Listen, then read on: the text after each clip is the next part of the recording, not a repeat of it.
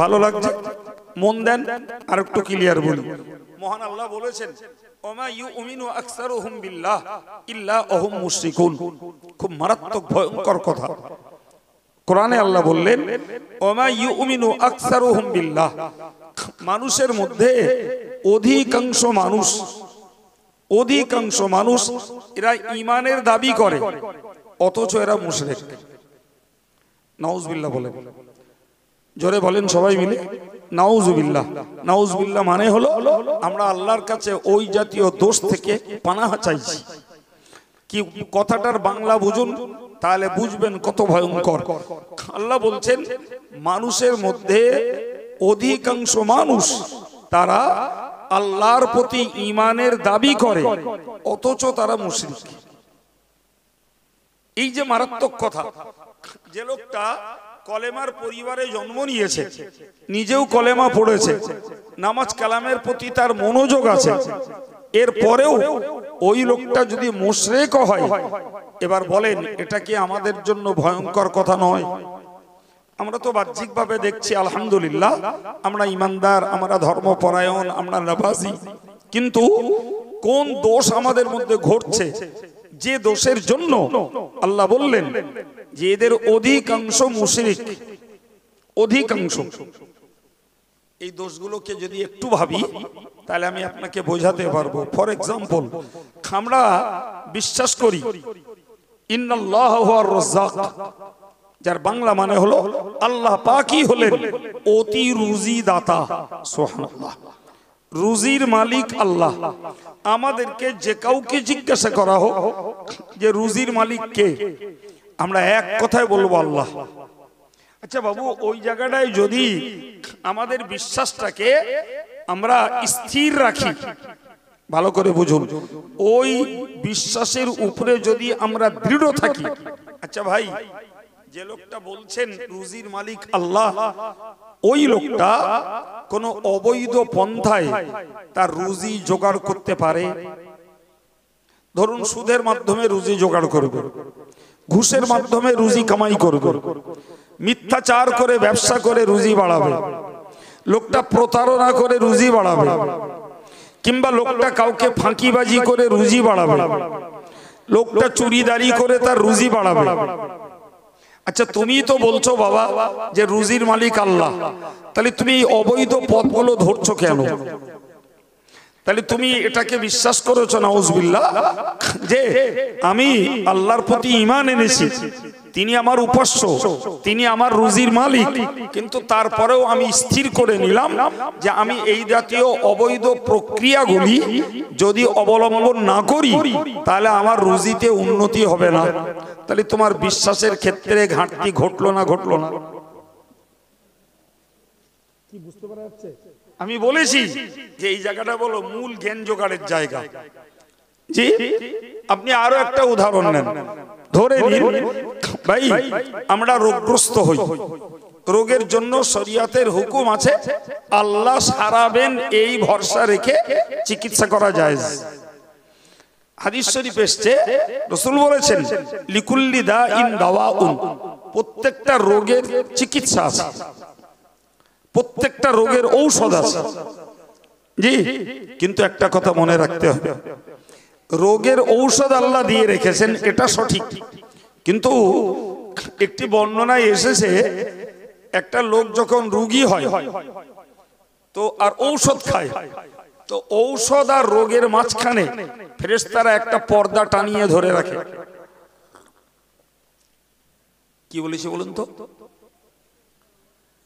রোগ আর কিসের মাঝখানে? ঔষধের মাঝখানে একটা পর্দা ধরে। যতক্ষণ আল্লাহর হুকুম না হয় ততক্ষণ ফেরেশতারা ওই পর্দা সরান না। অবাক কাণ্ড। আর পর্দা যতক্ষণ না সরান ততক্ষণ ঔষধ কাজ করে না। একই রোগে একই ডাক্তারের ঔষধ খেয়ে আলহামদুলিল্লাহ কেউ সুস্থ হয়, আবার সেই রোগে সেই ডাক্তারের ঔষধ খেয়ে কেউ সুস্থ হয় না। ঘটে না? ঘটে না? একদম। জি, এই রহস্যটা যখন জানছি যে এই রোগ আর ঔষধের মাঝখানে ফেরেশতারা একটা পর্দা ধরে রেখেছেন, এই পর্দাটা আল্লাহর হুকুমে সরবে, আল্লাহ হুকুম না দিলে সরবে না। তাহলে রোগীদেরকে এ কথা শিখতে হবে যে ঔষধ খাওয়া জায়েজ করেছো আল্লাহ, আমি ঔষধ খাচ্ছি, কিন্তু তোমার হুকুম না হলে আমার রোগ সারবে না, ফলে আমি রোগ সারবার জন্য আল্লাহ পাকের দ্বারস্থ হতে বাধ্য। কিন্তু আমাদের এমন দুর্বলতা, আমরা রোগ সারাবার জন্য বড় থেকে বড় ডাক্তার খুঁজি, আমরা রোগ সারাবার জন্য ভালো কোম্পানির ঔষধ খুঁজি, লেটেস্ট, যার মাধ্যম দিয়ে আল্লাহ আমার রোগ সারাই, আমরা দুমদাম বলে ফেলি যে অমুক ডাক্তারের ওষুধ খেয়ে আমার রোগ সেরে গেছে। আচ্ছা, যদি আমার ঈমান হয় এর উপরে যে আল্লাহ আমার সুস্থকারী, আল্লাহ আমার রোগ থেকে মুক্তিদাতা, তাহলে ডাক্তারের কি ক্ষমতা আছে? আছে কিছু? আচ্ছা, এই ত্রুটিগুলো আমাদের মধ্যে আছে না নাই? প্রচুর পরিমাণে। হযরত নবী মুসা আলাইহিস সালামের দাঁতের যন্ত্রণা হচ্ছিল, নবী মুসার দাঁতের যন্ত্রণা হচ্ছে, তো উনি আল্লাহর কাছে আপিল করলেন, আল্লাহ আমি দাঁতের যন্ত্রণায় কষ্ট পাচ্ছি, তো কি করব?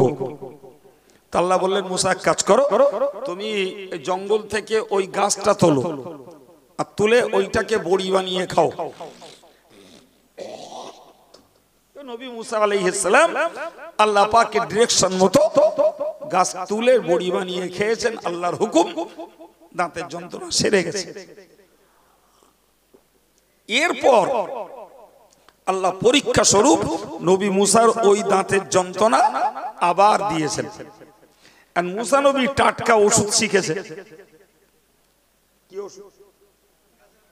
গাছ বড়ি বানিয়ে খেলে সেরে যাবে। মুসা নবী আল্লাহকে কিছু না বলে সরাসরি যে উনি সেই গাছ তুলে এনে বড়ি বানিয়ে খেয়েছেন, সে দাঁতের যন্ত্রণা সারে না। এখন সারছে না যখন, তখন উনি আবার আল্লাহ পাকের দ্বারস্থ হয়েছে। আল্লাহ, আপনি যে গাছের বড়ি বানিয়ে খেতে বললেন, খেলাম, আমার যন্ত্রণা সারলো, আমি আবার হয়েছে খাচ্ছি তো সারে না।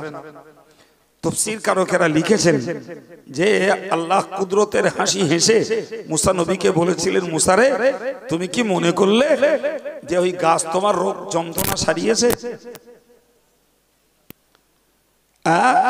হে মুসা, আগের বারে আমার কাছ থেকে ঘুরে গাছের কাছে গেছিলে, এই জন্য আমি হুকুম দিয়েছিলাম, তোমার যন্ত্রণা সুস্থ হয়েছিল, কিন্তু এবারে গাছের কাছ থেকে ঘুরে তুমি আমার কাছে এসছো। তোমার এই ধারণাটা পাল্টে নাও যে গাছে রোগ সারেনি, বরং আমার হুকুমে সেরেছে। সুবহানাল্লাহ বলে। সারা পৃথিবীর মানুষের জন্য হযরত নবী মুসা আলাইহিস সালামের এই ঘটনা একটি জ্বলন্ত শিক্ষা, যে ওষুধ আমরা যতই ব্যবহার করি, যত বড় থেকে বড় ডাক্তার দেখাই, যত ব্র্যান্ডেড কোম্পানির ঔষধ খাই, যতক্ষণ আল্লাহর হুকুম না হয় ততক্ষণ পর্যন্ত কোন রোগীর রোগ সারে না।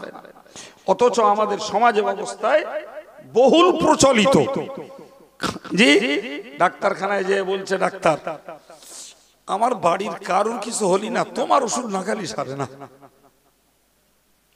বলে না? জি, আমি এই কথাগুলো আপনাকে জুড়লাম কিসের ভিত্তিতে? আল্লাহ পাকের নবী বলেছেন, বুনিয়াল ইসলামু আলা খামসিন, ইসলামের বুনিয়াদ হলো 5টি বিষয়ের উপর। নাম্বার 1, শাহাদাতি আল্লাহ ইলাহা ইল্লাল্লাহ, আল্লাহ ছাড়া কোনো উপাস্য নেই, এই সাক্ষীটা দেওয়া। আমি ওইটার ব্যাখ্যা দিতে যে আপনাকে এতগুলো কথা শুনিয়ে দিলাম যে শুধু আল্লাহ মাহবুদ, আল্লাহ উপাস্য, লা ইলাহা ইল্লাল্লাহ, এ কথা বললেই ঈমান রক্ষা হবে না বাবা, বরং মনে রাখতে হবে ঈমান যদি আমায় রক্ষা করতে হয় তাহলে আল্লাহকে উপাস্য হিসাবে আনুষঙ্গিক যাবতীয় বিষয়কে আল্লাহর প্রতি আস্থা রাখতে হবে। আমার রিজিক, আমার সম্মান, আমার অপমান, আমার রোগ, আমার রোগের মুক্তি এবং আমার জীবন, আমার মরণ, সব কিছু ওই আল্লাহর কুদরতে, তেনার হুকুম ব্যতীত না একটা গাছের পাতা নড়ে, না তানার হুকুম ছাড়া একটা গাছের পাতা খসে। ফলে আমাকে ভাবতে হবে আমার টোটাল লাইফ তথা ধর্ম জীবনটা নির্ভর করছে ওই আল্লাহ পাকের উপরে নিষ্কলুষ বিশ্বাসের উপর। এর নাম হলো আল্লাহকে সাক্ষী দেওয়া। এমনি লা ইলাহা ইল্লাল্লাহ মুহাম্মাদুর রাসূলুল্লাহ। ভাইরে ও আমরা কেন গো, আমাদের বাচ্চা ছেলে পেলেগুলো পড়ে না, পড়ে না জি। তো এটা ওদের পড়া আর আমাদের পড়া দুটোর পার্থক্যটা এই জায়গাটাই। ওরা পড়ে মুখস্থ বিদ্যা আর আমাদেরকে পড়তে হবে জ্ঞানগত পড়া। এর মানে কি, এর মর্ম কি, এটা আমায় উপলব্ধি করতে হবে। জি, হযরত নবী ইব্রাহিম আলাইহিস সালামকে যখন নমরুদ জিজ্ঞাসা করেছিল, ইব্রাহিম তোমার রবের পরিচয় কি, তোমার রবের পরিচয় কি, তিনি এক কথায় বললেন রব্বি আল্লাযী ইউহয়ী ওয়া ইউমীত। আমার রব তিনি যিনি জীবন দেন এবং মারেন। সুবহানাল্লাহ। আর কি করেন, হুয়া ইউতিমুনি ওয়া ইয়াসকিনি। আমার রব আমাকে খাদ্য খাওয়ান এবং আমাকে পানি পান করান। আর কি করেন, হযরত ইব্রাহিম বললেন ওয়াইদা মারিতু ফাহুয়া ইয়াশফিন। আমি যখনই অসুস্থ হই তিনি আমাকে সুস্থ করেন। সুবহানাল্লাহ বলেন। এটা আমার রবের পরিচয়। প্রিয় ভাইরা আমার, ওইগুলোই হতে হবে আমাদের ঈমান। আমার বাঁচিয়ে রেখেছেন আল্লাহ, মারবেন আল্লাহ, আমাকে খাওয়া খাদ্য খাওয়ান আল্লাহ, আমাকে পানি পান করান আল্লাহ, আমাকে রোগ দেন আল্লাহ, রোগ থেকে মুক্তি দেন আল্লাহ। এমন কি কোরআন বলেছে মাই ইউহিনিল্লাহু ফামা লাহু মিন মুকরিম। জি, আল্লাহ যদি কাউকে অপদস্থ করে তাকে সম্মান করার কেউ নেই, আর আল্লাহ যদি কাউকে সম্মান দেন তাকে অপমান করার কেউ নেই। সুবহানাল্লাহ বলে। এ থেকে বুঝতে পারা যায় সম্মান আর অপমান এটাও মালিকের কাছ থেকে পাস হয়। সুবহানাল্লাহ বলে। এটাও মালিকের কাছ থেকেই পাস হয় রে বাবা। ফলে আমি আপনাকে বোঝাতে চাইছি ইসলামের ভিত্তি হলো আল্লাহকে উপাস্য বলে সাক্ষী দেওয়া, সেই সঙ্গে বলা ও আন্না মুহাম্মাদার রাসূলুল্লাহ। আর একটা কি, মুহাম্মদ বংশগতভাবে আব্দুল্লাহর বেটা, মা আমিনার গর্ভজাত সন্তান।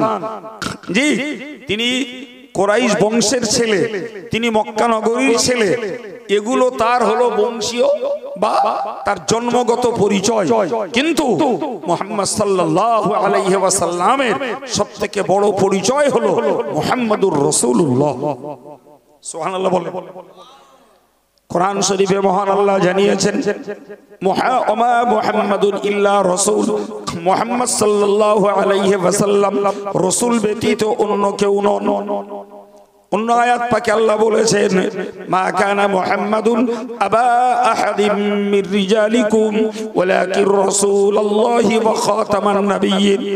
হে বিশ্ববাসী, তোমরা মনে রাখো মুহাম্মদ সাল্লাল্লাহু আলাইহি ওয়াসাল্লাম তোমাদের মধ্যকার কোন পুত্রের পিতা তিনি নন, কোন ব্যক্তির পিতা তিনি, কোন পুরুষের পিতা তিনি নন। তখন রাসূলুল্লাহর পুত্র সন্তান আল্লাহ যাদেরকে দিয়েছিলেন তাদের ইন্তেকাল হয়ে যায়, শুধু 4টে কন্যা সন্তান বেঁচে থাকে। আল্লাহ আয়াত নাজিল করে বললেন মুহাম্মদ সাল্লাল্লাহু আলাইহি ওয়াসাল্লাম তোমাদের মধ্যকার কোন পুরুষের পিতা নন, তবে কে, ওয়ালাকিন রাসূলুল্লাহ, তিনি আল্লাহ পাকের রাসূল ও খাতামান নবিয়্যিন, এবং তিনি হলেন নবীদের শেষ নবী। তাহলে মুহাম্মদ সাল্লাল্লাহু আলাইহি ওয়াসাল্লাম সম্পর্কে এই বিশ্বাসগুলো আমাদের দৃঢ় থাকতে হবে। সম্মানিত ভাইরা, আমি আজকের পার্শ্ব আলোচনা করিনি, তবু একটা কথা বলছি ভাই।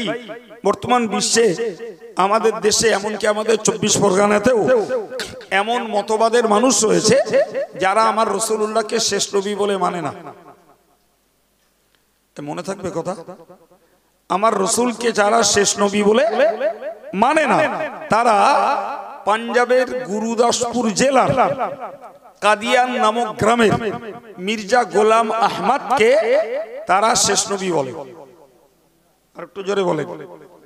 তাহলে সুন্নাতুল জামাতের আকীদাপন্থী যারা আমরা, আমাদেরকে এই স্বচ্ছ জ্ঞানটা রাখতে হবে যে আমার নবী শুধু আল্লাহ পাকের রাসূল নন, বরং তিনি হলেন রাসূলদের মধ্যকার সর্বশেষ রাসূল। এটাও আমাদের ঈমান। এই বিশ্বাসটা আমাদের মধ্যে যদি স্বচ্ছ না থাকে বাবু, তাহলে ওই মতবাদের লোকেদের দ্বারাই আমার ঘরের যুবকেরা বিভ্রান্ত হতে পারে। ইউটিউবের যুগ, কবে কার কাছ থেকে কোন কথা এসে হাজির হবে তার মাথায় পাক খাবে। এই জন্যই কথাটা বলে দিলাম। তো আমি আপনাকে কি বললাম যে মোহাম্মদ আব্বার নাম আব্দুল্লাহ, মায়ের নাম আমিরা, কুরাইশ বংশের ছেলে, হাসিম গোত্রের ছেলে, মক্কা নগরীতে জন্ম, এগুলো তার বংশ এবং জন্মগত পরিচয়। কিন্তু আল্লাহ বললেন মুহাম্মাদুর রাসূলুল্লাহ, মুহাম্মদ হলেন আল্লাহ পাকের রাসূল। এটার প্রতি আমাদের দৃঢ় বিশ্বাস করা লাগবে। ভাই আমার, খুব ভালো করে খেয়াল করতে হবে। রাসূল শব্দের অর্থ হলো বার্তাবাহক, ইংরেজিতে বলে মেসেঞ্জার। জি, তাহলে যে রাসূল বার্তাবাহক, আল্লাহ পাকের বার্তা ওই নবীর কাছে দেয়া হয়েছে মানব জাতির কাছে পৌঁছে দেওয়ার জন্য। তাহলে পৃথিবীতে মানুষ হিসাবে আমাদের জন্ম নেওয়া আর মুহাম্মদ সাল্লাল্লাহু আলাইহি ওয়াসাল্লামকে রাসূল হিসাবে পাঠানো, দুটোর পার্থক্য আছে না নাই? জোরে বলেন। আকাশ পাতালের থেকেও বেশি। আমার আল্লাহ বললেন কুল, ও নবী তুমি বলো, ইন্নামা আনা বাশারুম মিসলুকুম, নবী তুমি বলো আমি তোমাদের মতো একজন মানুষ। হাতে হাত, পা, চোখ, কান, নাক, মুখ তোমাদের যেমন আমাদের তো আমারও তেমন। তোমারও দুটো চোখ, আমারও দুটো চোখ, তোমাদেরও দুটো হাত, আমারও দুটো হাত, তোমারও দুটো পা, আমারও দুটো পা, তোমারও দুটো কান, আমারও দুটো কান, তোমার একটা মাথা, আমারও একটা মাথা। তাহলে বাহ্যিক অঙ্গে অবয়বে তামাম পৃথিবীর মানুষের মতো আমার নবীর অঙ্গ একই। এই জন্যই আল্লাহ নবীকে বললেন তুমি বলো বাশারুম মিসলুকুম, আমি তোমাদের মতো মানুষ। কিন্তু নরমালে একটা কথা বুঝুন বাবু, একদম নরমালে আমাদের চোখের সামনে আমরা দেখছি এই রড লাইট জ্বলছে, তাই না? তো এখন আমি যদি আপনাদের বলি যে রড লাইটটা খুঁটির মতো, কথাটা কি আমার কথাটা একেবারে ভুল বলবেন? কথা বলেন, বাংলায় বলছি তো বাবু, কথা বলেন ওয়াজ ব্রেনে ধরবে। রড লাইটটা খুঁটির মতো বললাম, একেবারে ভুল বলেছি? একদম ভুল বলিনি। কেন? রড লাইটটাও গোল, খুঁটিটাও গোল। রড লাইটটাও উপরের দিকে উঁচু, খুঁটিটাও উঁচু, ঠিক না ভুল? তাহলে দুটো দিক দিয়ে রড লাইটের সঙ্গে খুঁটির সিমিলারিটি, খুঁটির সমতা আছে, মিল আছে। এখন আব্দুল কাইয়ুমের কাছ থেকে আমার কোনো ভাই শুনলেন যে রড লাইটটা খুঁটির মতো, এখন এই ভেবে কেউ যদি ওই রড লাইট পুঁতে আর প্যান্ডেল ওপরে তোলে, ট্যাঁকবে প্যান্ডেল। আর কেউ যদি খুঁটিতে ড্রিল করে ওতে যদি ইলেকট্রিক তার গুঁজে দে, জ্বালাতি যায়, জ্বলবে? তাহলে দুটো দিক দিয়ে যদিও রড লাইট আর খুঁটির মিল আছে, কিন্তু গুণাগুণ দুটির এক না বাপ। সম্মানিত ভাইরা আমার, কথাটাকে এই জন্য বললাম, আমার আল্লাহ বললেন নবী কুল তুমি বলে দাও ইন্নামা আনা বাশারুম মিসলুকুম, আমি তোমাদের মতো মানুষ। এখন রাসূলকে আমাদের মতো মানুষ ভেবে কেউ যদি মনে করেন রাসূল আমাদের ভাই, কেউ যদি মনে করেন রাসূল আমাদের বড় ভাই, নিশ্চিত তাদের ভুল বোঝা হয়েছে। ঠিক না ভুল? রাসূল তোমার মতো দেখতে শুনতে মানুষ, কিন্তু গুনাগুনে তোমার থেকে নবীর পার্থক্য আকাশ পাতালের থেকেও বেশি। আমার আল্লাহ বললেন একটা কথা, ইউহা ইলাইয়া, ও আমার নবী তুমি বলে দাও তোমরা মানুষ, আমি মানুষ, কিন্তু আমার কাছে আল্লাহর পক্ষ থেকে বার্তা আসে, আমার কাছে ওহী আসে, আমার কাছে জিবরিল আসে, আমার কাছে কোরআন নাজিল হয়, আমার কাছে পৃথিবীর ভূত ভবিষ্যতের বার্তা আসে, আমার কাছে পারলৌকিক বার্তা আসে, আমার কাছে হাসরের বার্তা আসে, আমার কাছে জান্নাত জাহান্নামের বার্তা আসে। না না, এই এইগুলো তোমাদের কারোর কাছে আসে না। সুতরাং দেখতে তোমাদের মতো অঙ্গের মানুষ, কিন্তু গুনাহগুনে তোমাদের সঙ্গে আমার কোনো মিল নাই। সুবহানাল্লাহ হবে না? সুতরাং দুম করে বললুম লা ইলাহা ইল্লাল্লাহ মুহাম্মাদুর রাসূলুল্লাহ, আর আমি মুসলমান হয়ে গেলাম। ব্যাপারটা অত সহজ না বাবা, ব্যাপারটা অত সহজ না। জি, এই জাতীয় মজলিসগুলোতে বসে এই আভ্যন্তরীণ শিক্ষাগুলো আমাদের লাভ করতে হবে, তবে একটা সুস্থ সঠিক মজবুত ঈমানের মন তৈরি হয়। তো আমি আপনাকে কি বললাম, ইসলামের ভিত্তি 5টি বিষয়ের উপর। তার প্রথমটা হলো আল্লাহকে নিরঙ্কুশ ভাবে মাবুদ বলে সাক্ষী দেওয়া, আর মুহাম্মদ সাল্লাল্লাহু আলাইহি ওয়াসাল্লামকে রাসূল বলে আমাকে সাক্ষী দেওয়া। সেই রাসূল বলার অর্থ এতগুলো।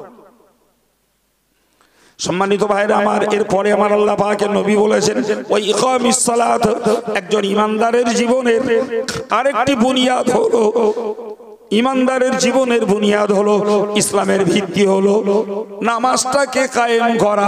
অর্থাৎ যেই লোকটা ঈমান নিয়ে এসেছে ওর ঈমানদারিত্বের প্রথম সিম্বল হলো দৈনিক 5 বার নামাজটাকে প্রতিষ্ঠিত করা।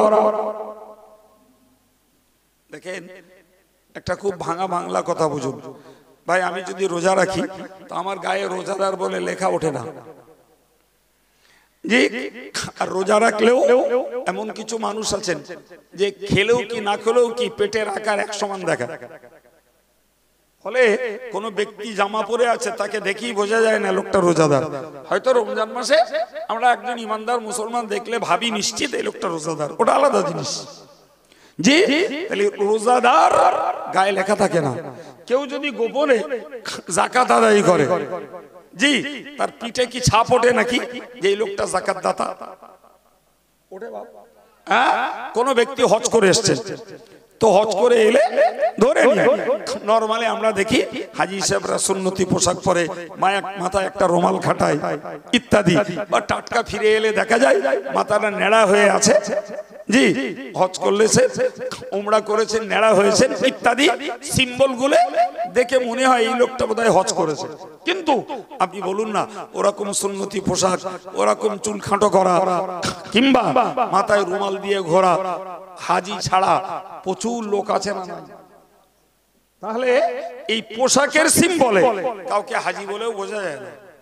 তাহলে রোজাদারকে এমনি চেনা যায় না, জি, হাজি সাহেবকে এমনি চেনা যায় না, যাকাত দাতাকে এমনি চেনা যায় না। কিন্তু বলেন না বাবু, জি, যদি কেউ নামাজ পড়ে, জি, তাকে এক কথায় বলা যায় এই লোকটা মুসলমান।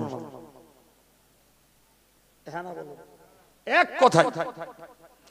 মসজিদে মাগরিবের আজান হচ্ছে, ধরুন সাইডে একটা দোকান আছে, সেই দোকানটাতে দুজন বসে আছে, গল্প করছিল আগে থেকে। জি, একদম পাঞ্জাবি পরা, পায়জামি পরা, বেশ শিবাজির মতন ফেন্সি কাট দাড়ি ভদ্রলোক, আর একজন স্যুট পরা, শার্ট পরা, দাড়ি গোপ চাঁচা, একদম মোস্ট আপ টু ডেট। কিন্তু আজান হলো যখন দেখা গেল ওই আপ টু ডেট ব্যক্তিটা দাড়ি নেই, গোপ নেই, স্যুট পরা, শার্ট পরা, সে বেচারা এসে উজু করলো, উজু করে মসজিদে নামাজ পড়তে ঢুকলো। বুকে হাত দিয়ে বলুন দিন, ওই ছেলেটাকে মুসলমান ভাব দেওয়ার দেরি আছে? কিন্তু ওই যে ছেলেটা দাঁড়িয়ে আছে, পাঞ্জাবি পায়জামা পরা আছে, অত্যন্ত সুদর্শন, খুব ভদ্র জেন্টেলম্যান তার চেহারা, কিন্তু তারপরেও যখন আজান হলো, নামাজে এলো না, ভাবনা ভাবতেই হয় কি জানি হয়তো আমাদের ধর্মের না অন্য কোন ধর্মের হতেও পারে। তাহলে নামাজ এমন একটি ইবাদত, যে ইবাদতটার বিনিময়ে একজন মুসলিম আর অমুসলিমকে পার্থক্য করা যায়। জানেন, কথিত রয়েছে গুরু নানক এক সময় কাবায় গেছিল। কোথায় গেছিল? কাবায়। কোন কালের কথা জানি না, তবে বইতে লেখা পড়ে বলছি। জি, তবে বর্তমান কালে কোন অমুসলিমের জন্য কাবার বর্ডারের ভিতরে ঢোকার অধিকার নেই। হাজী সাহেব, ওমরাকারী যারা, তারা জানেন কাবার চারিপাশে বর্ডার আছে। এবং বিরাট আকারে গেট আছে, 24 ঘন্টা মিলিটারি পাহারা আছে। সেখানে লিখে দেওয়া আছে প্রহিবিটেড ফর নন মুসলিম। আরবিতে লেখা আছে মামনুউদ দুখুল লিগাইরিল মুসলিমিন, অমুসলিমের জন্য প্রবেশ নিষেধ লেখা আছে। 24 ঘন্টা মিলিটারি ডিউটি আছে।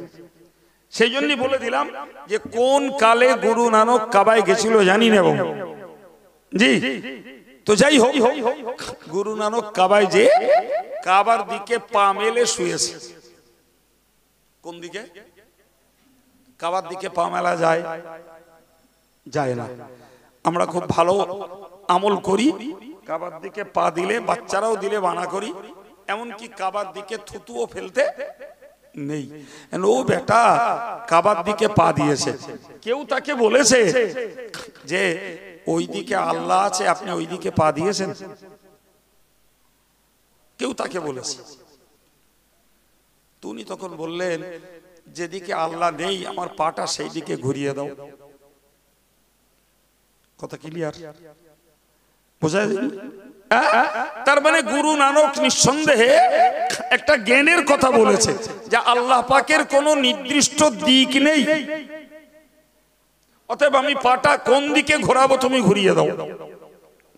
নিঃসন্দেহে গুরু নানক এই কথাটা বলার সুযোগ পেয়েছে, ওই লোকটা ভুল কথা বলেছে। আগের লোকটা ভুল কথা বলেছে, ওই সুবাদে গুরু নানক এই জ্ঞানের কথাটা বলতে পেরেছে। ভুল কি? লোকটা ভুল বলেছে যে এই দিকে আল্লাহ আছে, নেভার ওদিকে আল্লাহ নেই। যে আল্লাহ বলেছেন ফাইনামা তুওয়াল্লু ফাসাম্মা ওয়াজহুল্লাহ, সুবহানাল্লাহ বলে। তুমি যেদিকে ফিরে আল্লাহর জিকির করো, ইবাদত করো, তাসবিহ পড়ো, সেদিকেই তোমার প্রতি আল্লাহর সন্তুষ্টি আছে। সুবহানাল্লাহ বলে। আরে নামাজের ক্ষেত্রে একটা মানুষ যদি তিনি কিবলাকে জানতে পারেন তাহলে তার পক্ষে কোরআনের নির্দেশ ফাওয়াল্লু উজুহাকুম শাতরাল মাসজিদিল হারাম, তুমি কাবা বাইতুল্লাহর দিকে তোমার চেহারাটা ফেরাও। এটা আমরা আল্লাহর দিকে ফিরছি না, ওটা মনটাকে স্থির রাখার জন্য কাবার দিকে ফিরছি। সুবহানাল্লাহ বলো। কিন্তু একটা লোক একদম ঘনা ঘটা মেঘাচ্ছন্ন আকাশ, জি ভাই লোকটা নামাজ পড়বে কোন দিকে কিবলা কিচ্ছু বুঝতে পারছে না, অথবা জিজ্ঞাসা করে নেবে এমন কোন ব্যক্তিও পাচ্ছে না। তো সে নিজে নিজে একটা ভাবনা চিন্তা করলো, আমি এই দিকতে এসেছি, তো এই দিকটা পূব, তাহলে এই দিকটাই পশ্চিম হবে বলে লোকটা আল্লাহু আকবার। হকিকতে লোকটা নামাজ পড়েছে দক্ষিণ দিকে ফিরে, কিন্তু ওই যে ভাবনাটা ভেবে নিয়েছে ও দক্ষিণ দিকে ফিরলে নামাজ পড়লে ওর নামাজ হয়ে গেছে। এই জন্য আল্লাহ বলেছেন ফাইনামা তুআল্লু ফাসাম্মা ওয়াজহুল্লাহ, তুমি যেদিকেই ফেরো আল্লাহর সন্তুষ্ট সেদিকে আছে। এখন যদি আমি উত্তর দিকে ফিরে বসে বসে তাসবিহ পড়ি, আল্লাহ আমার সওয়াব দেবে না? আমি যদি পূব দিকে ফিরে বসে বসে কোরআন পড়ি, আল্লাহ আমার সওয়াব দেবে না? একদম। সুতরাং ওই লোকটা ভুল বলেছে যে এই দিকে আল্লাহ আছে আর আপনি এই দিকে পা দিয়েছেন। ওই সুযোগে গুরু নানক বলে নিল যে ভাই যেদিকে আল্লাহ নেই সেই দিকে পাটা ঘুরিয়ে দাও। কথা ক্লিয়ার? সম্মানিত ভাইরা আমার, আমি যেটা আপনাকে বোঝাতে চাইছি, তাহলে গুরু নানক কাবায় গেছে, ইতিহাস থেকে এটা প্রমাণ পাওয়া যায়। কিন্তু না না বাবা, যে কাবায় 24 ঘন্টা নামাজ হয়, গুরু নানক কিন্তু কাবায় 2 রাকাত নামাজ পড়িনি। এই জন্য বলতে হয় হাদিসের কিতাবে উল্লেখিত হয়েছে আলামুল ঈমানিয়া সালাত, একজন ইমানদারের নিদর্শন, একজন ইমানদারের লক্ষণ, একজন ইমানদারের সিম্বল হলো নামাজ, নামাজ, নামাজ। রোজার দ্বারা ইমানদার প্রমাণ করানো যাবে না, হজের দ্বারা ইমানদার প্রমাণ করানো যাবে না, যাকাতের দ্বারা ইমানদার প্রমাণ করানো যাবে না। কিন্তু মনে রেখে দিন, নামাজ যখন একজন মানুষ পড়বে তাকে এক বাক্যে ইমানদার মুসলমান বলা যাবে। জোরে বলেন সুবহানাল্লাহ। সুতরাং একজন ইমানদারের জীবনের এটা সিম্বল, জি তাকে নামাজ পড়তে হবে। নামাজ বাদ দিয়ে ইমানদারের পরিচয় আল্লাহর কাছে নাই। এই জন্য আমি আপনাকে বলেছি ইসলামের বুনিয়াদ হলো এক, আল্লাহকে সাক্ষী দেওয়া মাবুদ বলে, রাসূলকে সাক্ষী দেওয়া রাসূল বলে। দুই নম্বরে হলো নামাজ কায়েম করা। নামাজ কায়েম করা আমি বিস্তার ব্যাখ্যা করব না, আপনারা যথেষ্ট ধর্মপরায়ণ মানুষ, সংক্ষিপ্ত এতটুকু বলছি, মনে রাখুন নামাজ কায়েমের অর্থ হলো পৃথিবীর কোন কাজের দায়ে আমি নামাজকে ডিটেন করাবো না, কোন কাজের ছুতোয় নামাজের প্রতি অবহেলা দেখাবো না, যে কাজটাকে পিছিয়ে দেবো, নামাজটাকে টাইমলি আদায় করব, এই আন্তরিকতাটুকু থাকতে হবে। কাজ পিছিয়ে যাক, নামাজ টাইমলি হোক, জি। এবং শুধু নিজে নামাজি হব না, নিজের পরিবারটাকেও আমি নামাজি বানাবো, তবে তো নামাজ প্রতিষ্ঠা হবে, আমার মধ্যেও হবে, পরিবারের মধ্যেও হবে। দেখুন এই নির্দেশটা আমার আল্লাহ শুধু আমাদের দেয়নি গো, আমার আল্লাহ কোরআন শরীফে বলেছেন আমুর আহলাকা বিসসালাতি ওয়াসতাবির আলাইহা লা নাসআলুকা রিজকান নাহনু নারযুকুক। আল্লাহ আমার নবীকে বলেছিলেন, নবী হে তোমার পরিবারকে নামাজ পড়তে বলো। আল্লাহু আকবার। তাহলে আমার পরিবারকে না, আপনার পরিবারকে না, হাফেজ সাহেবের পরিবারকে না, যে খোদ আল্লাহ নবীর পরিবারকে নামাজ পড়তে আদেশ করতে বলেছেন। সুবহানাল্লাহ বলেন। এবার বুঝুন তো, এবার বুঝুন নামাজ কত গুরুত্বপূর্ণ।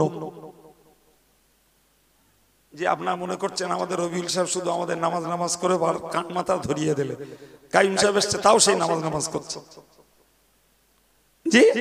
কিন্তু আপনি ভাবুন যে খোদ আল্লাহ তার নবীকে বলছে যে তোমার পরিবারকে নামাজ পড়তে বলো, জি, নামাজ পড়তে বলো। সঙ্গে আমার আল্লাহ বললেন, সঙ্গে আল্লাহ বললেন ওয়াসতাবির আলাইহা, ও নবী নামাজি যখন নামাজ আদায় করে নিশ্চিত তার একটা কষ্ট আছে, কিন্তু অন্য আয়াত পাকে বলেছেন ওয়া ইন্নাহা লাকাবীরাতুন ইল্লা আলাল খাশিঈন, নামাজ বড় গুরুতর বিষয়, তবে যারা আল্লাহরে ভয় করে, আল্লাহর ভয়ে যারা ভীতু, নামাজ তাদের কাছে গুরুতর নয় বরং মুহাব্বতের বিষয়।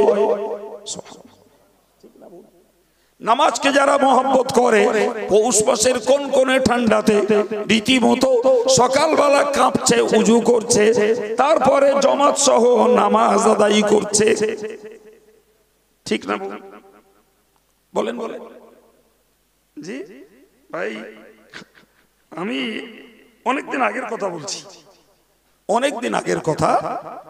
একদিন জলসা করে এক জায়গায় থাকতে বাধ্য হয়েছে,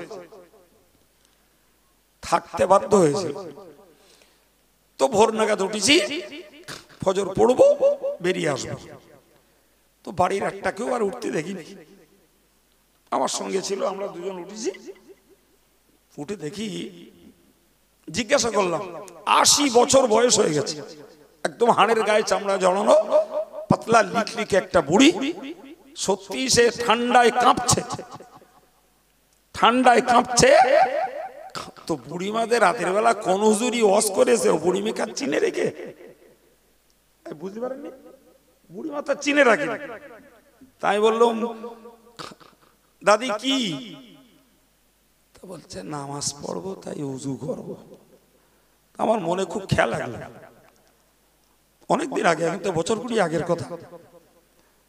তা বললাম আপনি বসেন। তা আমি কল টেনে টেনে টেনে একটু গরম পানি বার করে বুড়িমার কাছে দিলাম, আপনি উজু করে নেন। তা বুড়িমা উজু করে নিলে, এবার তার বাড়ির ভিতরের ব্যাপার, আমি তো বাইরের দিকে ছিলাম, আমি আমার মতন উজু করে নামাজ পড়ে বেরিয়ে এলাম। তো ওই বুড়িমার দেখে আমার মনে হলো যে নামাজের মহব্বত যাদের হৃদয়ে একবার ঢুকে গেছে, বিশ্বাস করুন মাতালেরে ঠেঙিয়ে মদখুরি ছাড়ানো যায়, নামাজিকে ঠেঙিয়ে নামাজকে ছাড়ানো যায় না। বিশ্বাস হয়? এই বিশ্বাস হয়? তুমি কি চৌকি দেবা জি, যেখানে আমার ইসলাম অনুমতি দিয়েছে ইশারা করেও নামাজ পড়ে নেবে, আমি তাহরিমা বদলি রুকু সেজদা করলি তুই দেখতে পাবি রে বাবা, আমি ইশারা করে নামাজ পড়ে নেব।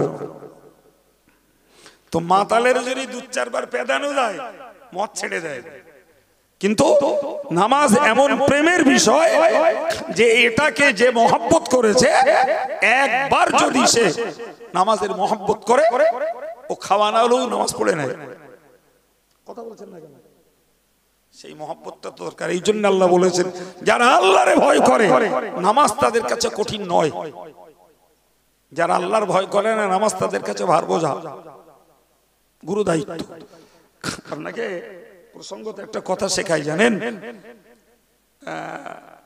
আর নাম আর বলবো না, যাকে বিনা নামে বলছি। একজন ব্যক্তি বলেছিল যে ধর্ম হলো আফিন। কি বলেছে?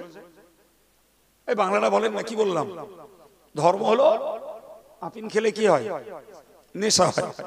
তার মানে ভদ্রলোক বোঝাতে চাইলেন যে ধর্ম একটা নেশার জিনিস। তিনি পৃথিবীর একজন বিখ্যাত সমাজ বিজ্ঞানী, তিনি এই কথাটা বললেন। গোটা বিশ্ব জুড়ে তার বিরুদ্ধে ওলামারা বিরাট সমালোচনা করলো, আমিও করেছি। কিন্তু আমার সমালোচনার প্রেক্ষাপটটা একটু অন্য। জি, উনি ধর্মটাকে আফিন বলেছেন ঘৃণা করে, কিন্তু প্রকৃত বিচার করলে দেখা যাবে যে ওনার কথার তুলনায় ধর্মের ভেতরে নেশা শব্দ না, মহব্বত আরো বেশি। আফিন খেলে যে নেশা হয় ও নেশা ঠেঙিয়ে ছুটিয়ে দেওয়া যায়, কিন্তু একটা লোক যদি আল্লাহর জিকির করে, আল্লাহর তাসবিহ পড়ে, আল্লাহর ইবাদতের প্রতি যদি সে প্রেম করে, কোন অবস্থাতেই তাকে আল্লাহর জিকির ফিকির তাসবিহ তেলাওয়াত ইবাদত থেকে তাকে ফিরানো যায় না। বাবা কথা বলেন। হযরত মাওলানা জাফর থানেশ্বরী রহমাতুল্লাহ আলাইহি, যিনি ইংরেজদের বিরুদ্ধে একজন ইসলামী সেনা ছিলেন, মস্ত বড় আলেমে দ্বীন। জি, উত্তরপ্রদেশের থানেশ্বরে তার জন্ম, তাই তাকে বলা হয় মাওলানা জাফর থানেশ্বরী।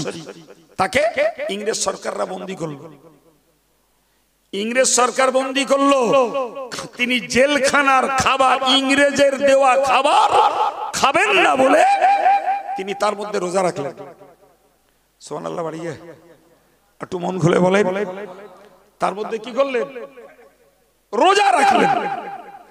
তো জেল দারোয়ানের কাছে তিনি সন্ধ্যাবেলা চাইলেন যে আমাকে একটু পানি দেওয়া হোক। পানি খোদার নিয়ামত, পানি খোদার নিয়ামত, এটা ভোগ করতে দোষ নাই।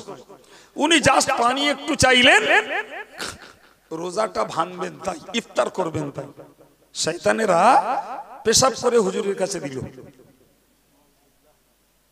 পেশাব করে।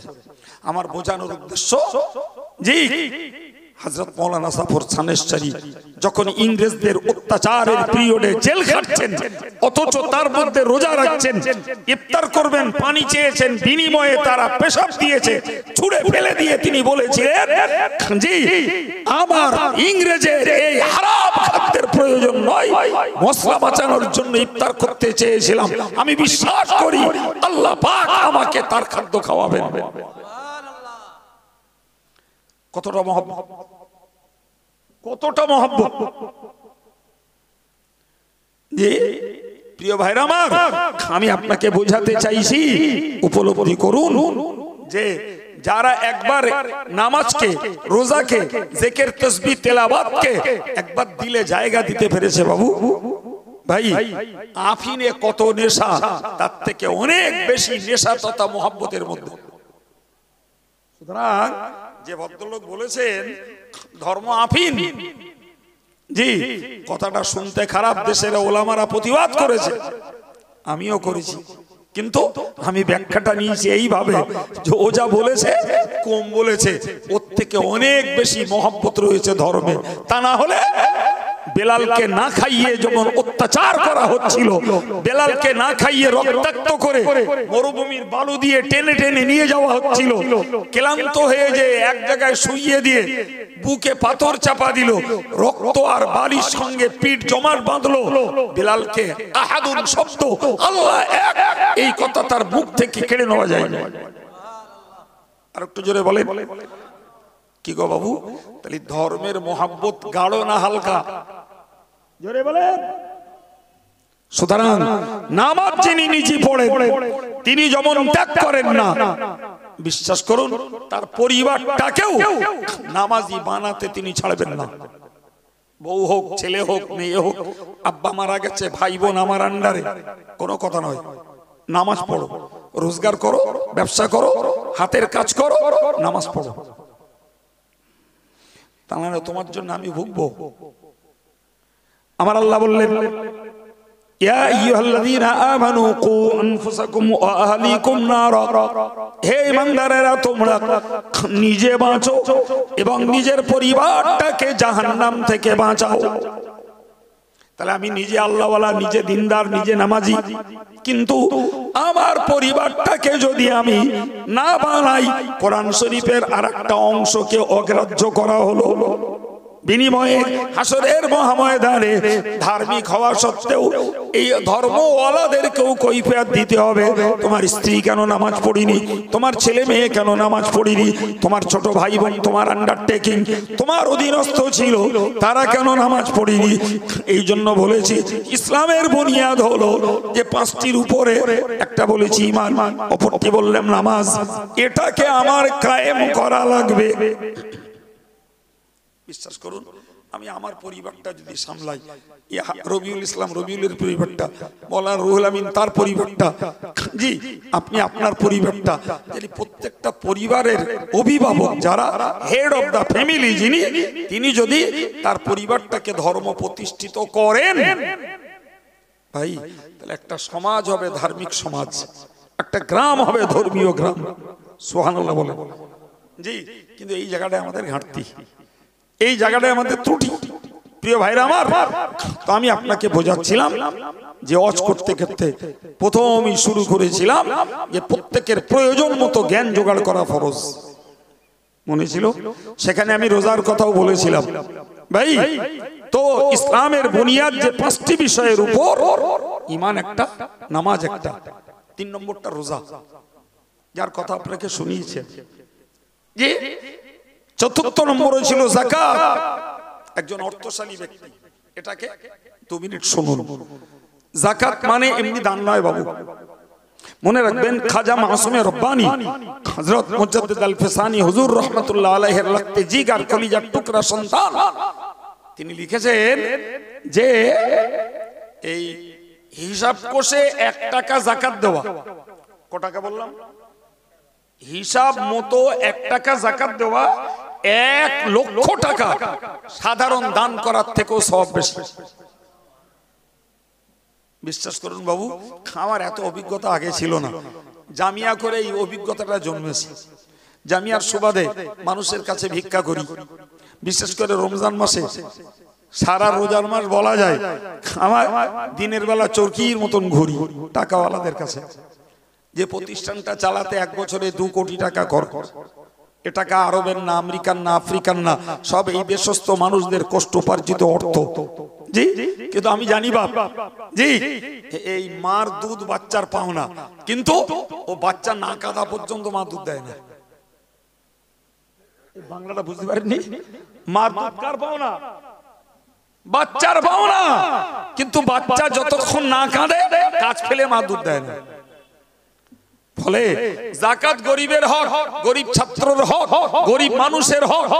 কিন্তু আমি আব্দুল কাইয়ুম গরিব পোষা একজন অভিভাবক, আমি যদি টাকাওয়ালার কাছে না যাই, ও আমার কথা ভুলে যাবে, ও আমার কথা ভুলে যাবে।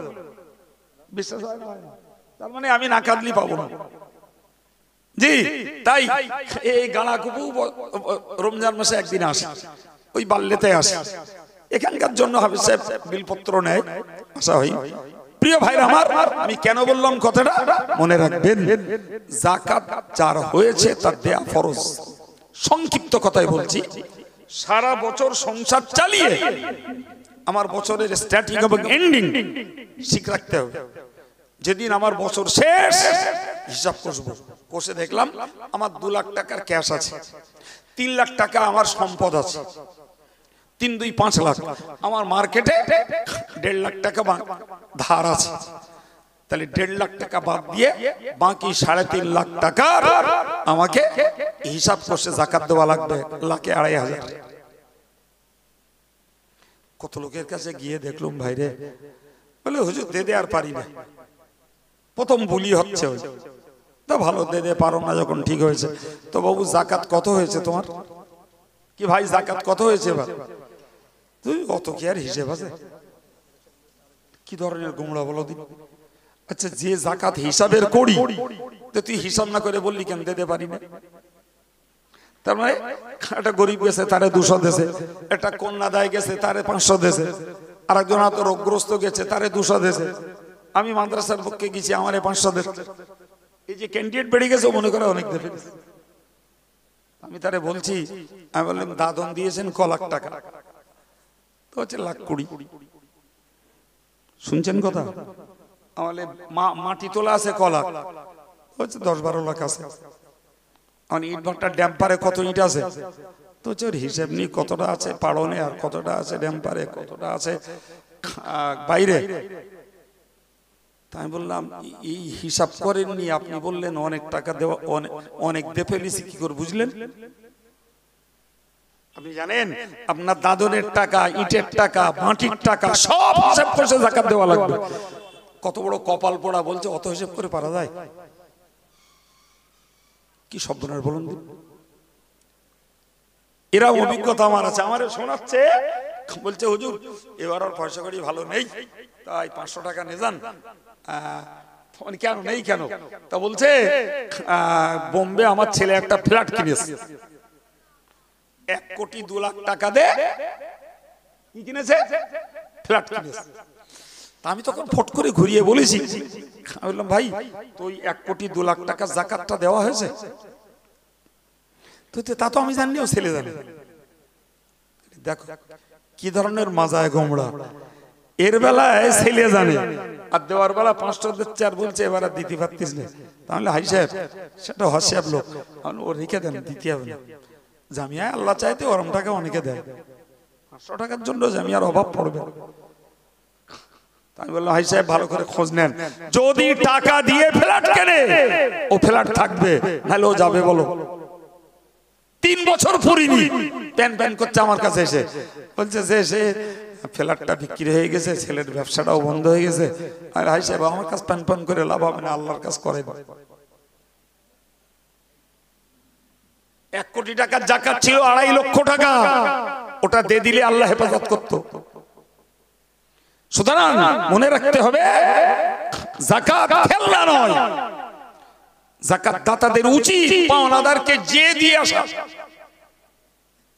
যদি তাও না দেই, গ্রামের দিন দুঃখী গরিব আর্ত দুস্থ অসহায় কিংবা প্রতিষ্ঠানগুলোতে গরিব ছাত্রগুলোকে পোষা হয়, এদের পিছনে যাকাতের টাকাগুলো নিজের দান দিয়ে ইসলামের বুনিয়াদকে ঠিক রাখার দরকার। জি সম্মানিত ভাইরা, 5 নম্বর টাকাওয়ালার জন্য হজ, এটি বুনিয়াদ। এই জন্য একজন সুবিখ্যাত লেখক তার বইতে লিখেছেন, জি প্রেমের 5 অধ্যায়, আল্লাহর ভালোবাসার জন্য প্রয়োজন ঈমান, নামাজ, রোজা, যাকাত, হজ। 5টি কর্মের ভিতর দিয়ে বান্দা আল্লাহর প্রেম লাভ করতে পারে। সুবহানাল্লাহ। সম্মানিত ভাইরা, আমার অভ্যাস উঠিছে আলোচনা শুরু করেছি, আজকে আল্লাহ যা নসিবে জুটিয়েছিল বলেছি। তবে মনে হয় শুরু থেকে এ পর্যন্ত জি প্রয়োজন মতো কিছু জ্ঞানের কথা আপনাদের কাছে শেয়ার করিয়েছেন। আল্লাহ ঠিক না বলুন, ফাও ফাঁকড়া কথা বলেছি মনে হয়, আল্লাহ কবুল করুন। বিদায় নেব বাবু। জি বিদায়ের আগে আপনাদেরকে দাওয়াত দিচ্ছি অল ইন্ডিয়া সুন্নাতুল জামাতের সুবৃহৎ ইসলামী উচ্চ শিক্ষা প্রতিষ্ঠান, যেখানে হাফেজকে কোরআন দাওর করিয়ে একদিনে কোরআন শোনালে বই তাকে পাগড়ি দেওয়া হয়, সার্টিফিকেট দেওয়া হয়, মৌলানা পড়ানো হয়, কারি পড়ানো হয়, ইফতা তথা মুফতি বিভাগ পড়ানো হয়, তাফসীর বিভাগ পড়ানো হয়, হাদিস বিভাগের আলাদা কোর্স তাখাসসুস পড়ানো হয় এবং আদব তথা আরবি সাহিত্য বিভাগ পড়ানো হয়। আপনাদেরও দান আছে আগামীর জন্য।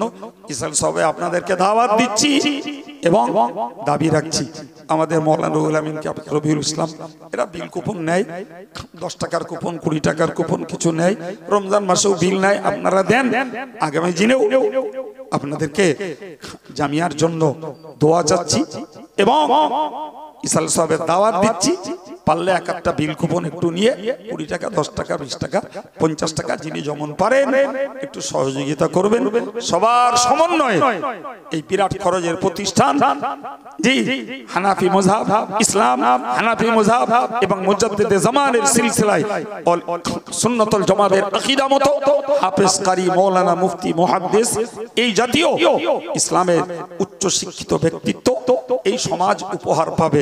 আজ আমি আছি, কাল থাকবো না, শিক্ষা সম্পদ থেকে যাবে জাতির কাছে। আল্লাহ দ্বীনের উপযুক্ত শিক্ষিত উচ্চ শিক্ষিত জ্ঞানীদের অভাব জামিয়াত দ্বারায় পূরণ করিয়ে নেন, বলুন আমিন। ওমা আলাইনা ইল্লাল বালাগ। আসসালামু আলাইকুম। প্রাণ খুলে দুরূদ শরীফ আল্লাহুম্মা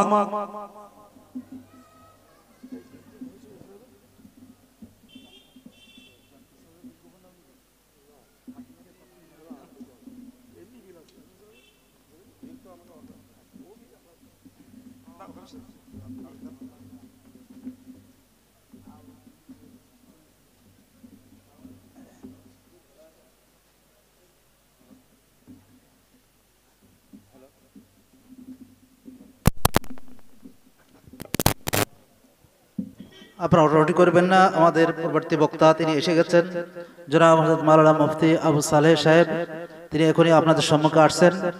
আপনাকে উঠবেন না, বসুন। হুজুর এসে গেছেন এক্ষুনি।